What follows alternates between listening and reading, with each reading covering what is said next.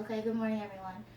Um, Today I'll be reading, or the YouTube video will be reading aloud, The Wolf Who Cried Boy by Bob Hartman. This book is about a little wolf who's tired of eating the same routine dinners. He wants to have his favorite meal, which is boy, but according to his dad, it's very hard to come by. So he decides to cry boy so that dinner would be ruined and he can eat snack food for dinner instead. But the trick caught up with him when a group of Boy Scouts entered the woods, but this time his parents didn't believe him that there was boys. So the moral of the story is that no one will believe liars. It's a fractured fairy tale and a fractured fable. And the three words that we will be teaching today is crept, mischievous, and clever, because they are all in the context of being sneaky and sly, and they are all general but sophisticated words according to back on page 27. So for the purpose of the students, we're going to use the definition for clever as being good at doing something. For mischievous, the definition being used is being naughty or misbehaving. And for crept, that means to move slowly towards something or someone. So the student objectives for this lesson will be to define new vocabulary words, which are mischievous, clever, and crept. Use those words in appropriate sentences and associate those words with synonyms. And the materials for this plan includes The Wolf Who Cried Boy by Bob Hartman, an anchor chart, which I'm substituting with a whiteboard, and markers. So session 1 will consist of rereading The Wolf Who Cried Boy. The emphasis on rereading is because the book was previously read to the students for our fable lesson, and we introduced fractured fairy tales, so now I'm going to reread it and focus on new vocabulary. So the students already know the story and they already know the moral, so rereading it, I'm just having them focus on the moral and focus on what they remember that happened and the important details. So now I'm going to play the story for you.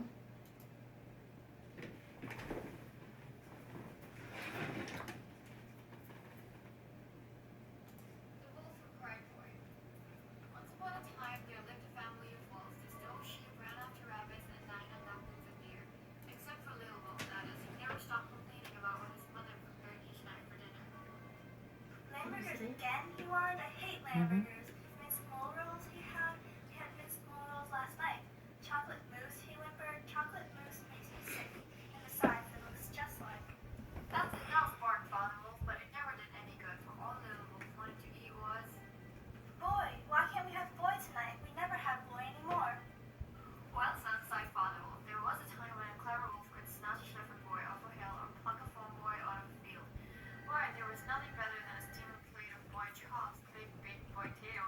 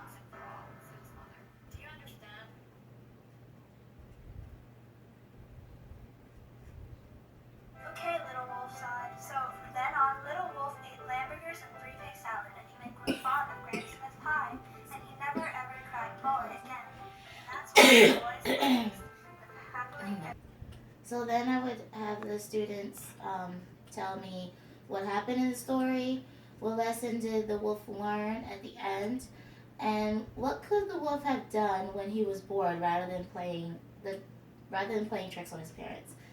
So then they would most likely tell me what the moral of the story is, which is the purpose. And then we would go into the new vocabulary words.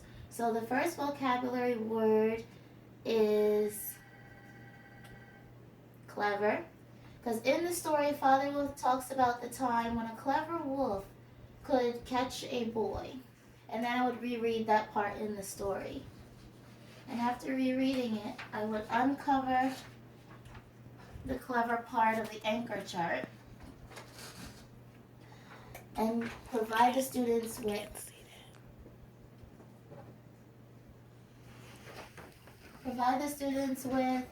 a student-friendly definition of clever. And that definition is to be good at something. So then I would have the students repeat the word with me, because according to the text, pronouncing a word helps build memory for the sound and the meaning of the word. And you can find that on page 62 in Beck. So I would say clever, and they would repeat clever.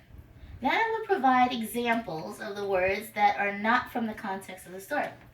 So a clever person is good at getting what they want when they want it.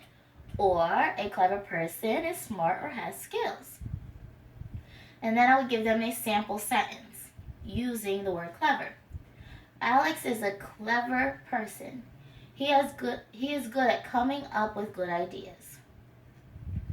And then I would ask the students to share a time when they or someone they know acted clever.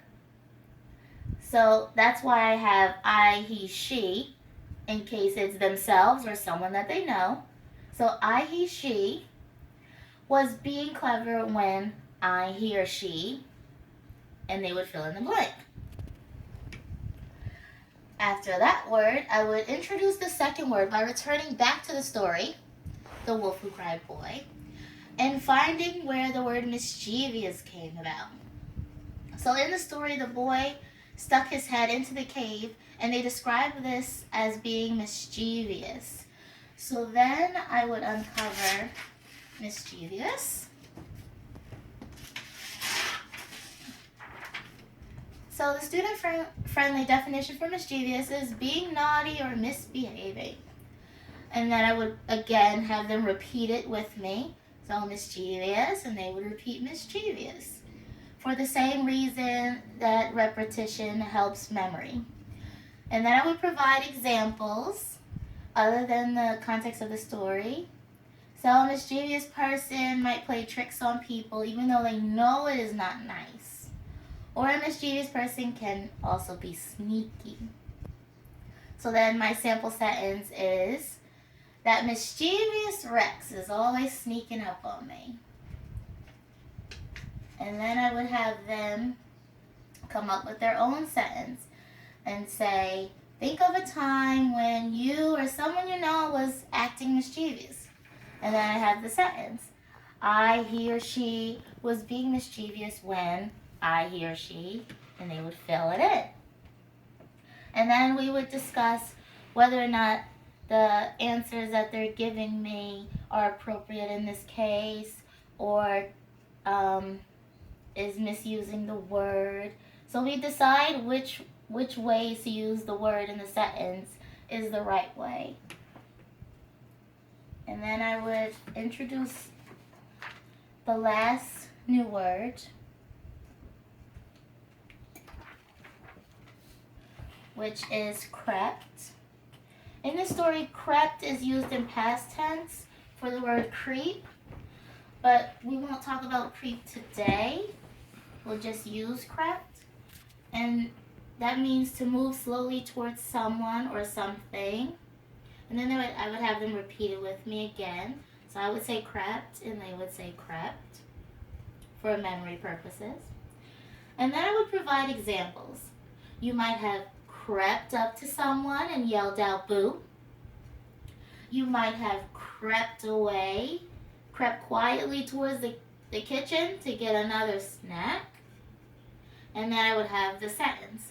Sally crept up to me and yelled, boo. She really scared me. So then I would have them again give their own sentence where they or someone that they know have crept up to something. So I, he, or she crept up on, and they would finish it. So this would be the anchor chart, and it would conclude session 1. So then session 2, I would review the words again, bring out the same anchor chart, and say, or maybe cover up the definition and say, who can tell me what the definition of clever, mischievous, or crept is? And then we would come together as a class and unveil or reveal the definitions that we came up in the previous session.